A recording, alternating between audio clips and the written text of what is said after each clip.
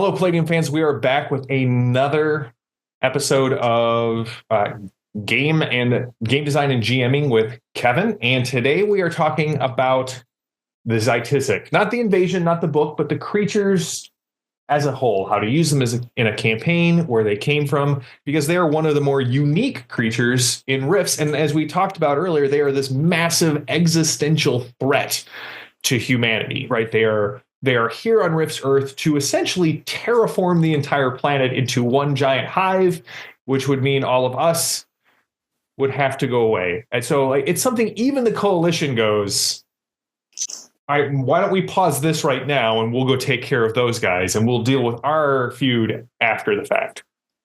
So, Kevin, first of all, where did the name Xiticix come from? Because it doesn't exactly roll off the tongue. No, it doesn't. And in fact, I kind of wish I had called it something else, because everyone struggles with it, and it is Xiticix.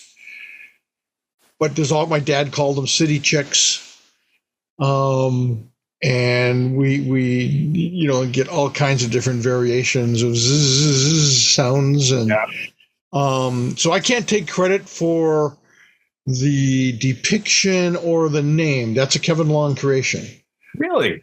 Yeah, Kevin Long, when we were designing all the different elements in the original Rifts book. Yeah.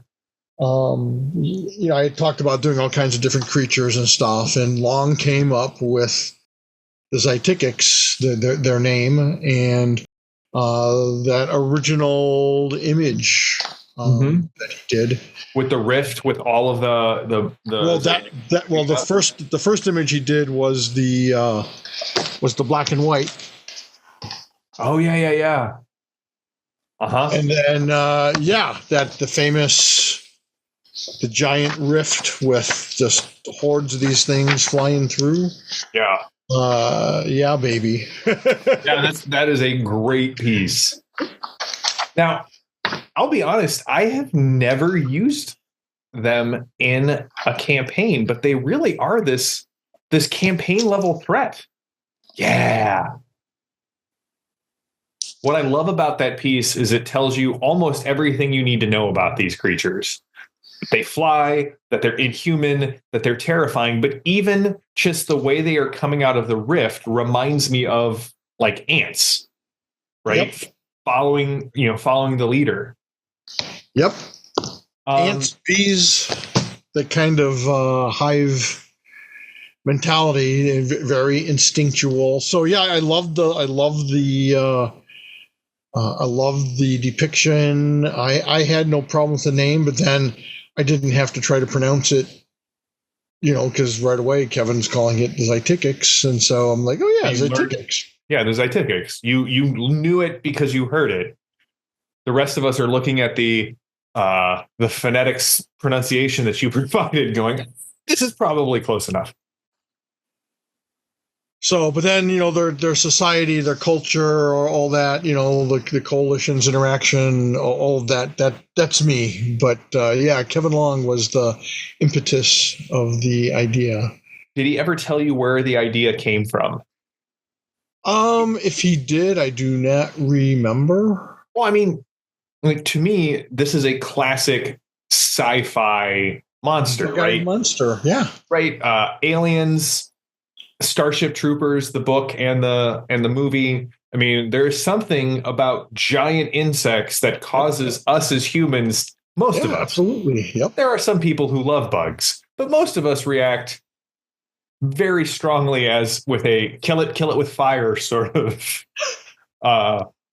like very visceral response. It is currently spring in Texas when we're recording this, and so June bugs are everywhere. But it's not June. I know, they're a misnomer, or it's just warmer, So one of the things I love about the Xiticix is that they most clearly, to me, right, we have, there are demons and there are DBs and there are all of these wondrous things in Rift's Earth. A lot of them feel, let's call them just a couple of degrees off human, right? The Lynn Searle Knights, the grackle tooths, all of the different DBs. I can get my head around them.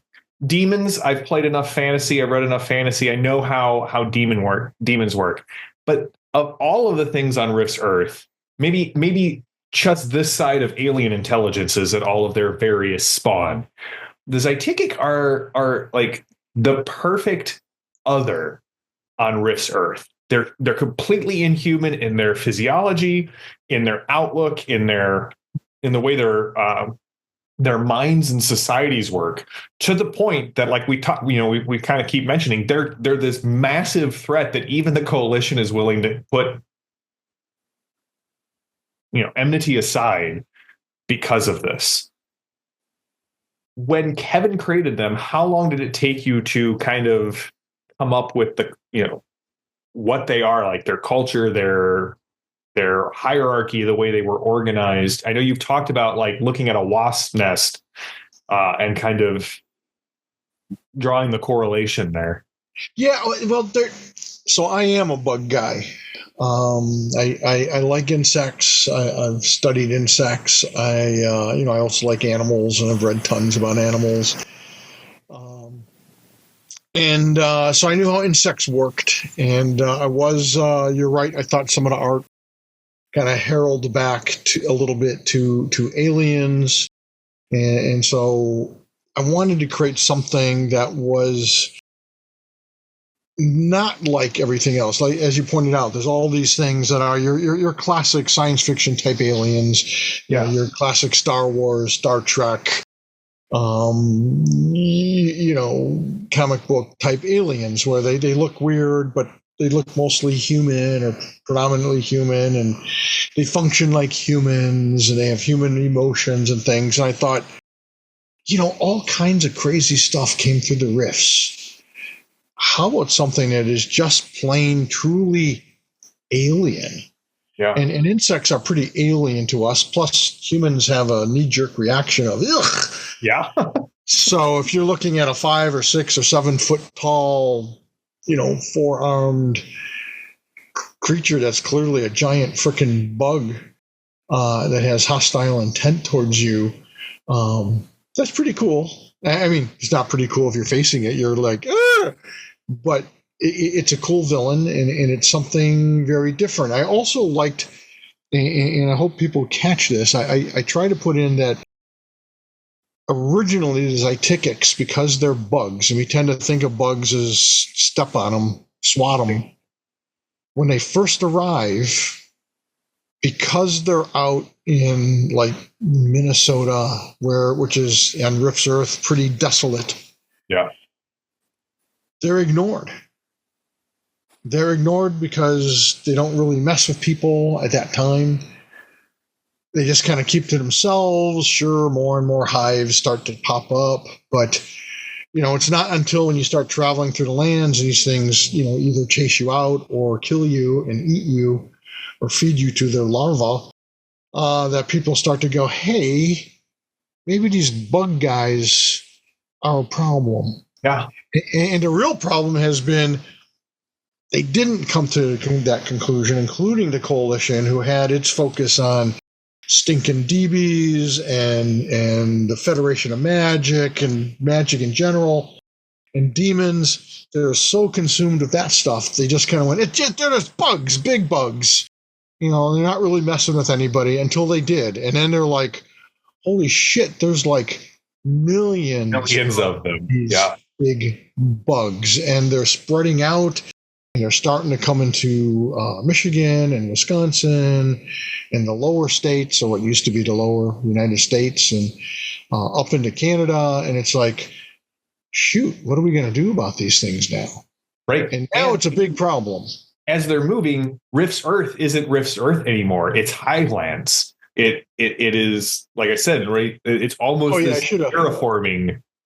Yeah, I should have said that. Yeah, you have all these hives that kind of look like mushroom-ish, and they go up, and they're transforming the land as they go. They're basically turning it into a habitat for themselves, which again I thought was kind of an ironic twist on things. That's sort of what humans do.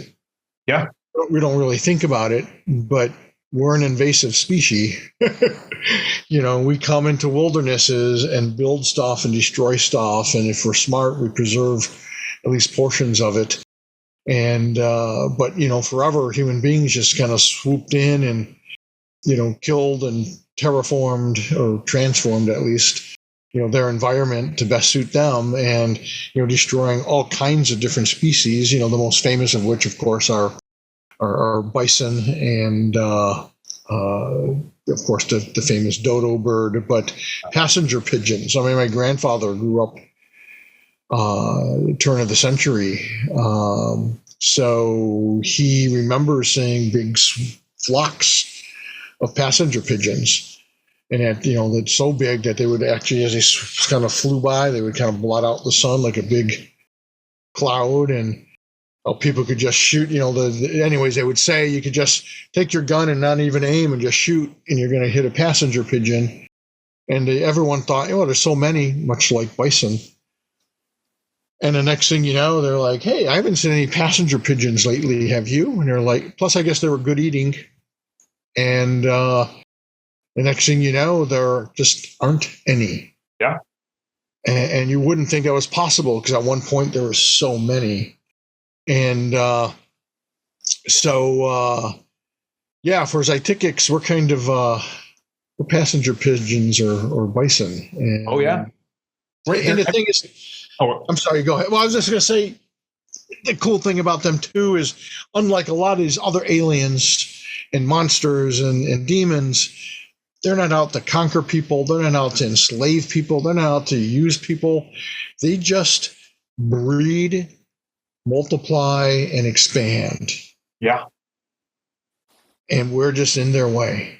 They're kind of everything that the coalition was worried about with DBs, but the DB threat wasn't the threat. Like everything they were like, well, this is what DBs are going to do to humanity. It really is the Xiticix. As it turns out. Yeah. Yeah. Now, I think throughout history, during the 200-year dark age, and maybe even in the early days of the post-apocalyptic calendar, I'm sure there were DB threats that looked very ominous and globally threatening. Things come and go, but yeah, the Xiticix, the kind of the bugs that everyone kind of ignored at first. Yeah. They're, in fact, in my mind, they're one of the 7 dangers. Yeah. Yeah, one of the 7. Yeah, I've always felt that way as well. I mean, I think for me, one of the great things about the Xiticix is the fact that they sort of fill in Rift's Earth the same, let me call it, role that the undead do in a fantasy game. They are, right, when you're fighting with the coalition, there's always the person in the party who wants to try and reason with the coalition and show them the error of their ways. Or if you're playing as the coalition, right, your GM is definitely going to have that moment where you're staring down the barrel at like a DB child and like, what do you do? Is this child really a threat? There's this, there's a lot of, when we're into our games and our campaigns and our sessions, there's a lot of moral gray that we're playing with as GMs and players. Not with the Xiticix. Like, for me, they're sort of I use them kind of as the undead threat. You do not need to feel bad about attacking these bugs, because it really isn't us or them. There's no negotiation. There's no cohabitation. They're going to expand until they are stopped, or they've expanded all over Rift's Earth. And if that happens, then they're going to other dimensions, and the Hivelands will just continue to grow. Have you used them in campaigns that you have run of Rifts? I assume so, because you've been playing Rifts much longer than I have. And how have you used them in your campaign? Pretty much as you described. I drop them in as just a dangerous, like, especially when you're traveling through the wilderness. It's like, like 1 or 2 Xiticix usually aren't much of an issue. unless they're part of a larger scouting party. So right away you have that. Do we let them fly off? Are they going to come back with a dozen or 24? Yeah. And that's going to be a problem. Do we kill them now? And are they hostile? Most of the time they're hostile, especially as you get close to the hivelands. I had a group invade a small hive. That was fun. They decided to go in and exterminate the queen, and that was kind of wild. Because inside the hive, it's all over the place. You go up, it's down. You're talking flying creatures, so they don't have like us being ground creatures. I mean, that's our base. We always have, yeah. And for Xitix, up, down, sideways, they can climb the ceiling and the walls, and they can fly and. So it's a whole different, there's like all kinds of vertical shafts and that you can climb through. But I mean, a Xitix is just going to zip right up it. Yeah. And so you're very vulnerable if you get caught, especially by several. And that's pretty fun. It was kind of a Aliens-ish type adventure because, they get to the Queen's chamber and, flamethrowers and plasma weapons. And of course, things go crazy because, oh my God, you're killing the larvae and you're killing the eggs. And so it was kind of a fun. I didn't think they were going to make it out alive, but someone blew a hole because they didn't know where they were. They got all turned around because, like I said, it's up and down and all around. And yeah, someone just said, I'm going that way, and just set a couple fusion blocks and blew a giant hole through things. And they're like, run away. And but they did wipe out. They did manage to kill the queen as they were leaving. Someone particle beamed her head. Nice. And rolled a natural 20, and it was crazy, but fun. It was really fun. And but yeah, it was a small hive and a young queen. So, well, you bring up an interesting point because like a hive crawl would make a very interesting dungeon crawl for Rift's Earth, right? And the scale of it, I mean, you could have your Samus pilot, flying through, or as players are rappelling up or down, that's when something crawls out of the wall or drops down from above. And again, we all like, dungeons that do different things. The fact that there is no floor, it is essentially a warren of inhuman tunnels, right? Like you were saying, there is no ground floor and then floors up and down. This is just, we built the tunnels to get to the places we needed to go as things that can crawl on walls and can fly. Right. And see, I love that too. I just love putting people in unique situations they're not expecting. I mean, I think they kind of thought it's like going into a skyscraper. Yeah, if you flew up and down the elevator shafts, maybe, and not even, because there's holes all in the walls all over the place, and you don't know where all these shafts and these things go, and they'd be going down a horizontal shaft, and the next thing you know, there's a big opening above them and a big opening below them, and then they realize, oh, it's a shaft, and they look down, and oh, here comes some Xitix. They look up, and here comes some Xitix, and it's like, oh shit. What do we do? And now we're stuck.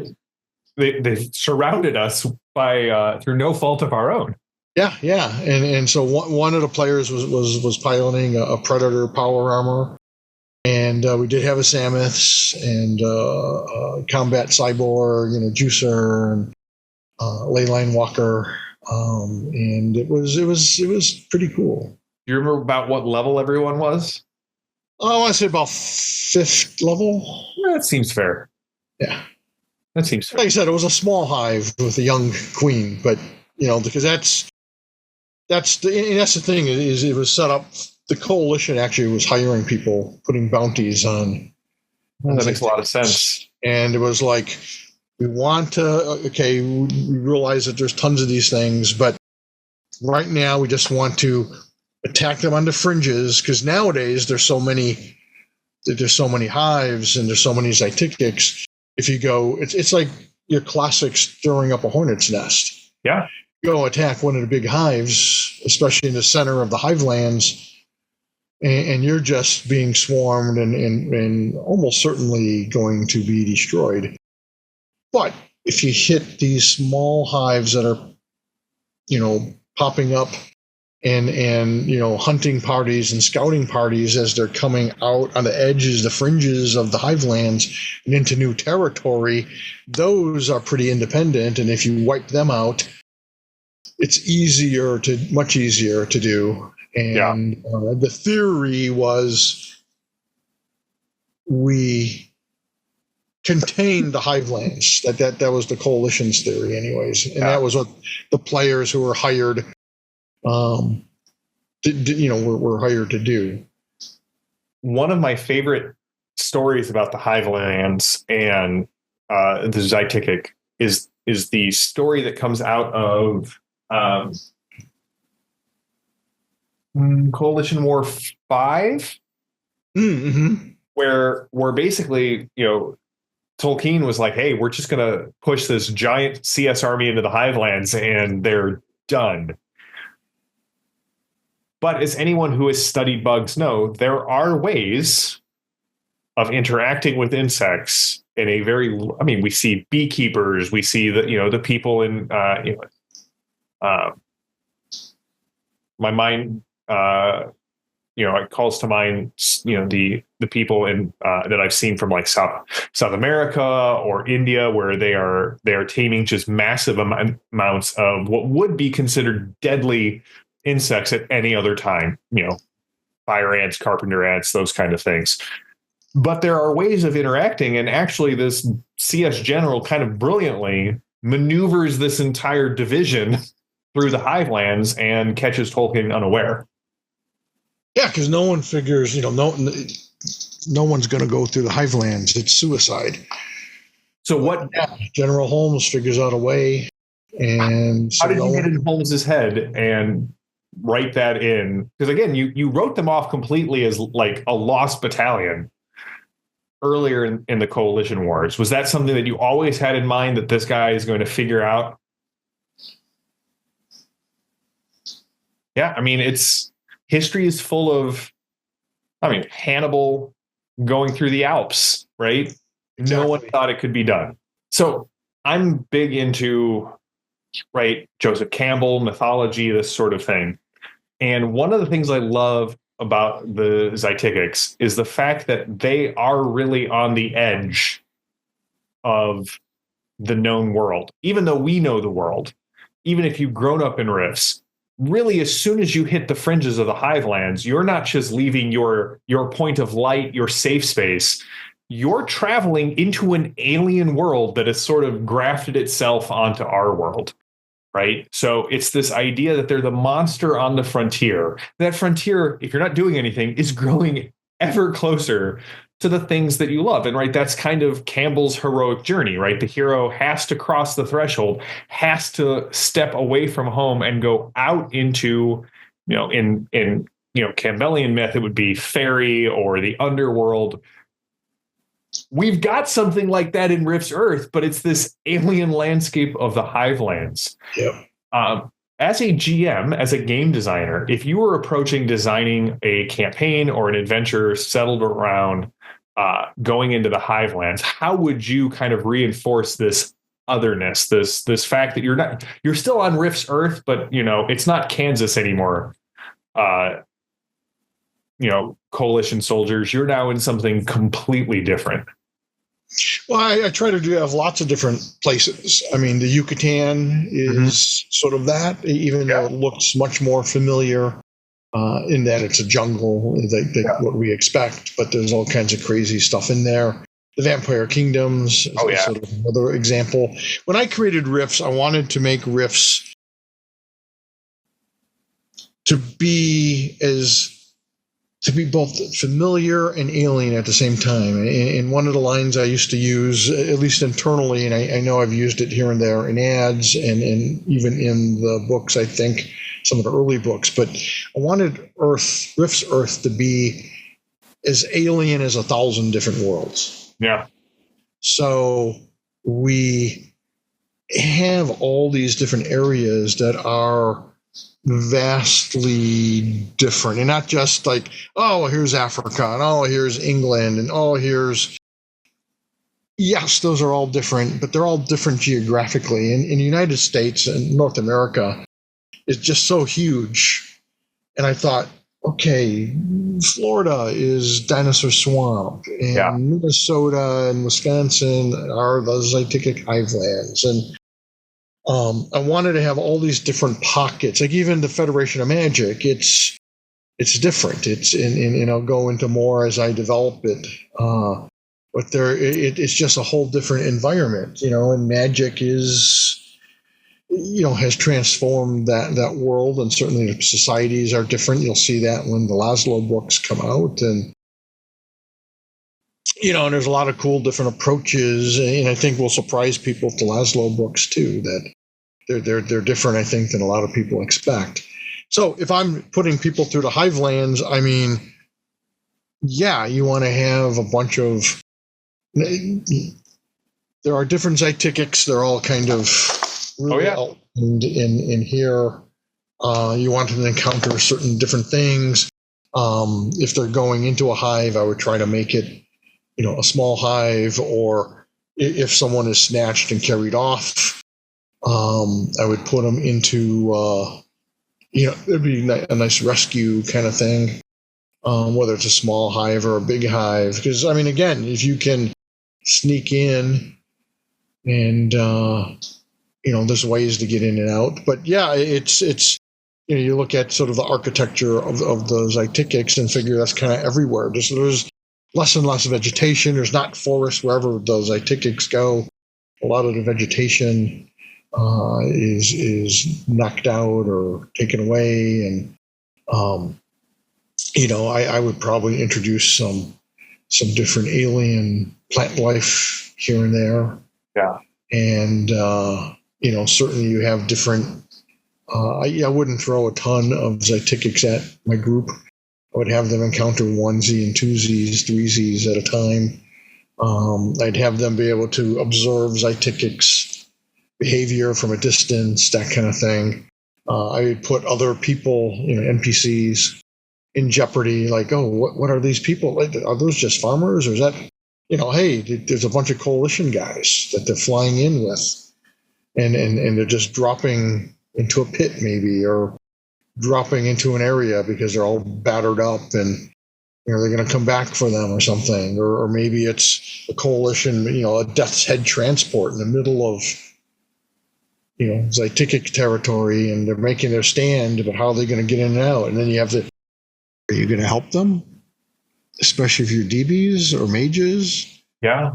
It's the stinking coalition. They're going to get what they deserve, right? Yeah. Or are they? Is that a good attitude? Not all coalition soldiers are scum. The thing, as we're trying to show with sort of the Siege on Tolkien and some of this minion war stuff, is that the people of the coalition are only fed propaganda. It's not like they're going out. It's not like, hey, JM, why don't you and your family, my family, let's go out and have a picnic in the Hivelands. No, man, you stay in the wall. I don't think a lot of people realize is just how dangerous the wilderness really is, and why, the burbs, which is sort of like Tombstone or times 10, as far as wildness and lawlessness and all kinds of crazy shit going on. And why do people flock to the burbs? Because they're safer there than out in the wilderness trying to start your own little town or village, or it's not like D&D where you have a little, here's a nice little farm community, let's see what these people are doing, or let's go to the trading post. I mean, sure, there are trading posts, but these little towns are going to have some kind of protector that's a trio of glitter boys or juicers or some mage or a dragon or a witch or God knows what, because you can't survive out there on your own. Things are coming and going out of the rifts all the time. There's freaking dinosaurs and whatever the hell coming in and out. Who knows what you're going to encounter out there? So, you really want to treat everything like that and think about what is out there, what's hiding behind every tree. The Xitix are scary. Yeah. And that's where, you see one flying around or, eating a deer, you probably want to kill it.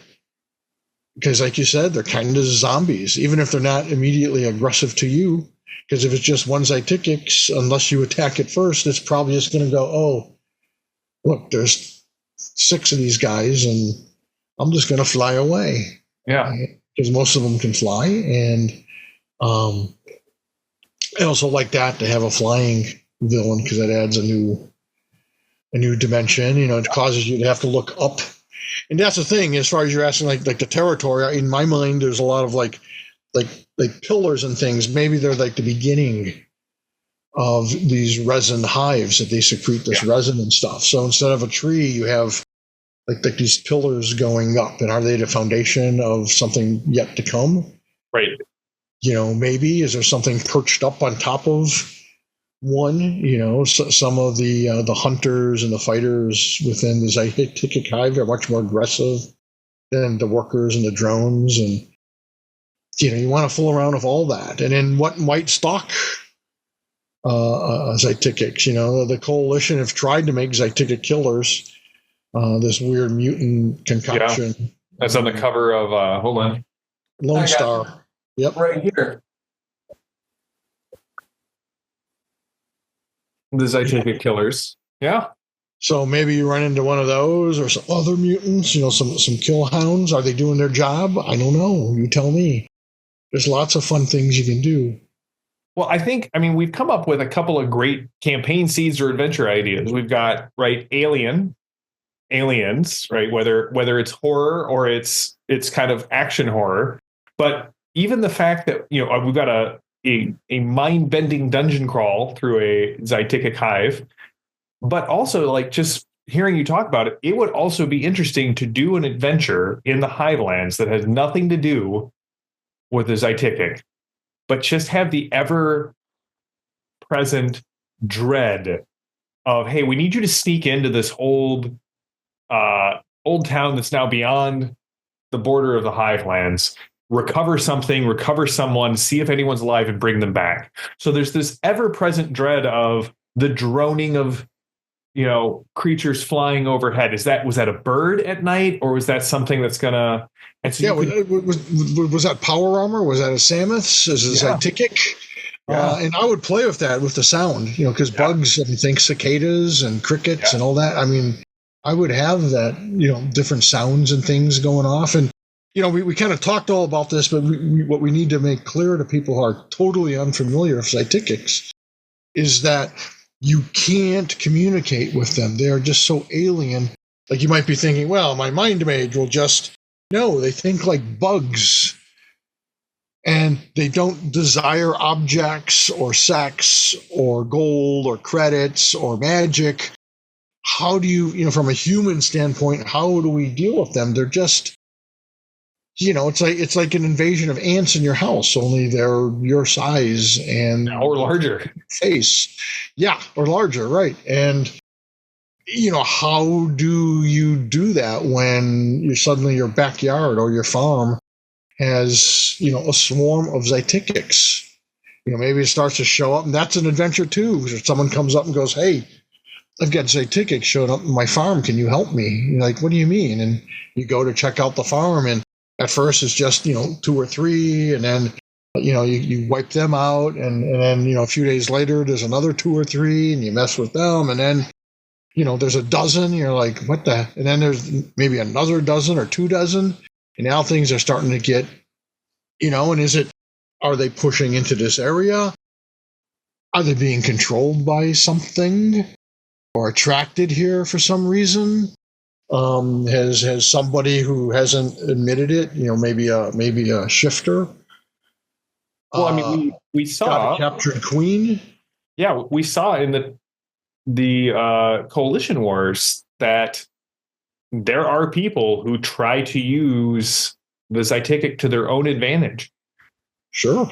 And it really is not like pointing a weapon at something. It's really like trying to piss off a wasp hive and then point them in a different direction. So that's what makes them kind of unique and super dangerous. And it also kind of makes them that, I think zombies was a great analogy, although it'd be fast zombies. Yeah. And very fast flying zombies.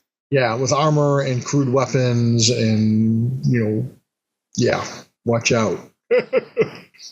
Well, if you haven't picked it up and you are interested at all in using these creatures in your Rifts or other Palladium games, World Book 23, World Book 23, the Xiticix Invasion.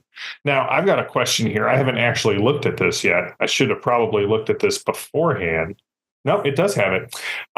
In my Palladium fantasy game, they have encountered a Xiticix. And so we're going to see what happens tonight or next week when they've got it cornered. It's been bothering a farmer.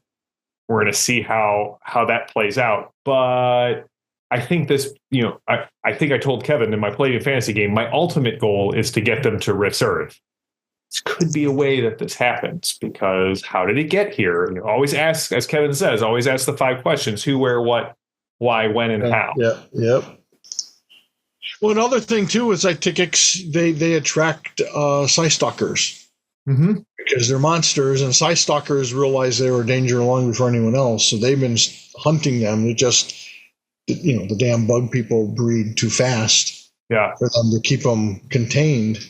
So you can have interactions with Psystalkers, and since Psystalkers are rivals of Simvan monster riders, you might have encounters with Simvan as well. And since you're out in the wild with all kinds of crazy stuff, you could run into Broadkill or Witchlings or Black Fairies. Neuron beasts.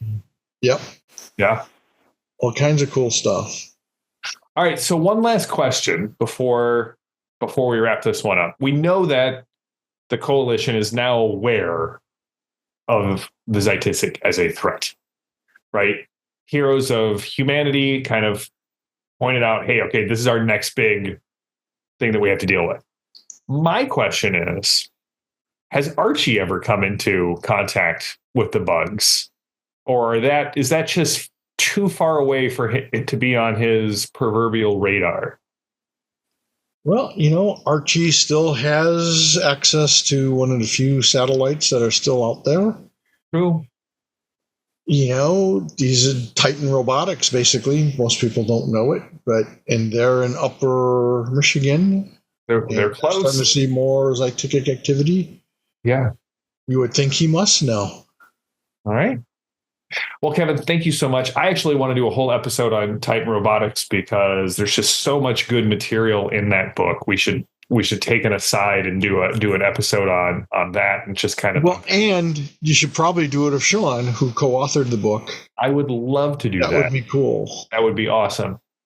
All right. Well, we'll be back in 2 weeks with more goodness on the Palladium Books channel.